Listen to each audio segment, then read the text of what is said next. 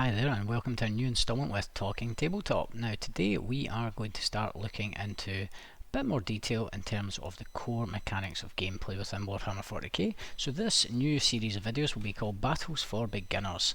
So today we are going to look at the command phase, and really we're just looking at what is the command phase, what's it all about. So our command phase, when we're talking about it in Warhammer 40k, is all about, you're the commander of your army. It's your chance to have the opportunity to overview the battlefield and plan your strategies and moves before executing your orders as the commander of the army. So this is really important because a battle will hinge very much on the strategies you use, your ability to use command points, and your ability to then oversee what is going on and plan ahead tactically. Now, when we look at the command phase, it's split into three different parts. Phase 1 is the gaining of command points. Phase 2 is when we resolve command abilities. And Phase 3 is when we carry out our battle shock tests. Now, when we talk about gaining command points, at the start of each battle round, both you and your opponent will receive one command point. Now this is your currency in game. It allows you to purchase stratagems and use them at different times in the gameplay to ensure the best possible outcomes for your units. Now it is important as well to note that although both groups or both opponents will gain a command point at the start of each battle round, there are means by which you can gain an additional command point based on certain abilities units will have. However, you can only gain one command point outside of the kind of command phase. You're allowed one extra command point to be gained, regardless of the source. So if you've got two units that will provide a command point, you can only get one command point total in that battle round. Now, that, as I said, is obviously used to use your core stratagems, but you will obviously be able to use your army stratagems as well using those command points. We then go on to talk about the second part of the command phase, which is the resolving of abilities. Now within each army you will have a leader unit. In Combat Patrol in particular, we deal with our Warlord unit. Now, leaders are in our armies because they have specific abilities to bolster those around them and buff the abilities of other units. Now, when we talk about this, most will have these kind of abilities, and there are some that activate in the command phase specifically, but it will always be in the kind of ability flavour text. So if you see on the screen, for example, we've got Robuti Guillaume, or Gilliman, whatever you want to call him. Now, he has multiple abilities, and he, as author of the Codex, is one of his abilities that can be activated in the command phase. Now, in that command phase, you're able to then select one of his specific abilities from author Codex to then apply to the different units in the squad.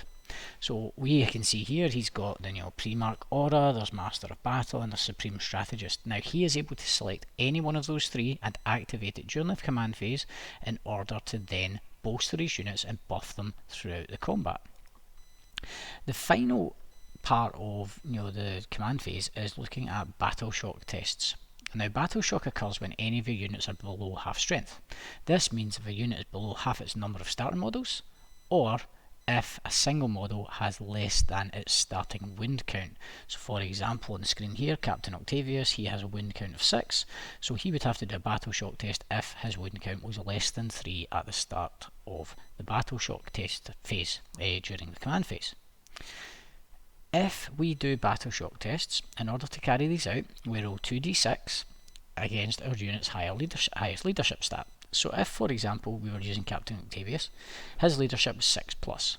So in that example, we would need to roll a result greater than or equal to the leadership stat for the unit to pass that battle shock test. And if so, we are successful, and there are no ill effects on our unit. If, however, the result is less than the leadership save, the unit becomes battle shocked. Imagine it being like a morale shock in that your units have lost half of their friends, half of their allies. They are starting to lose that morale and that will to fight. It has the following effects. 1. Battle shocked units will lose their objective control. It goes to 0, meaning they can't help to hold objectives. They will also then have to make desperate escape tests if they were to fall back from combat, and they can't be affected by stratagems in their turn. These three things will have big impacts on your ability to actually compete during gameplay. So finally, it's just really tips for beginners when we then start thinking about the command phase. Always track your CP carefully and plan stratagems ahead of time. You should never end the battle with 5 command points, right? Because that shows you've not used your stratagems at all. At the same time, you don't want to be spending them every single turn if you don't necessarily need to. There are opportunities like Overwatch, for example. Use it at the right time and it can have a good big effect.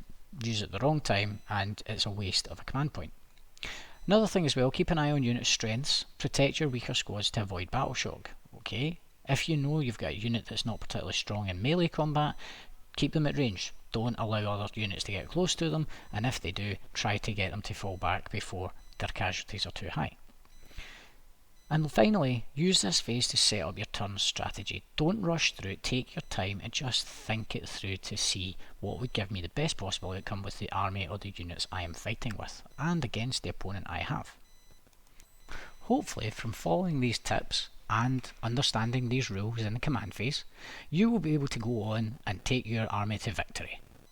If you've enjoyed this video, don't forget to like and subscribe and post a comment underneath, and I will do my best to get back to you with any questions or any requests going forward, as we are keen to build the channel up to really support people who are learning how to play Warhammer 40K, and just in general people who want to enjoy the hobby as much as I do.